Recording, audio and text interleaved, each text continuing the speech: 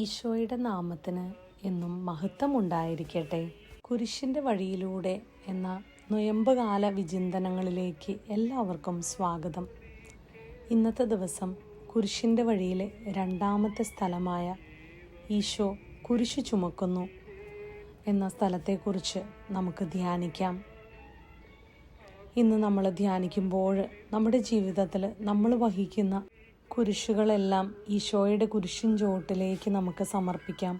പലപ്പോഴും നമ്മൾ മടുത്തു നിൽക്കുന്ന, നിരാശപ്പെട്ടു നിൽക്കുന്ന നിമിഷങ്ങൾ നമ്മുടെ ജീവിതത്തിൽ ഉണ്ടായിട്ടുണ്ടാവാം.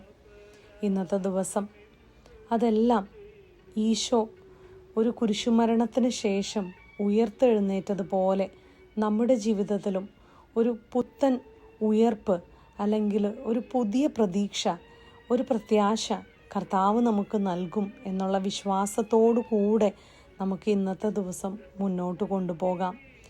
ഏതെങ്കിലും വേദനയിലൂടെ പോകുന്നവരാണെങ്കിൽ ഈശോയുടെ കുരിശിനെ ധ്യാനിച്ചുകൊണ്ട്, കുരിശിലേക്ക് സമർപ്പിച്ചുകൊണ്ട് നമ്മുടെ ഇന്നത്തെ ദിവസം നമുക്ക് ഈശോയുടെ കുരിശിലേക്ക് ചേർത്ത് കാഴ്ചവെക്കാം. ഇതുപോലെ വേദനയിലൂടെ കടന്നു പോകുന്ന ഒരു വ്യക്തിയെങ്കിലും ഇന്ന് നമുക്ക് ആശ്വസിപ്പിക്കാനായിട്ട് നമുക്ക് ശ്രമിക്കാം. ക്രൂശിതൻ നമ്മളെ ഓരോരുത്തരെയും അനുഗ്രഹിക്കട്ടെ.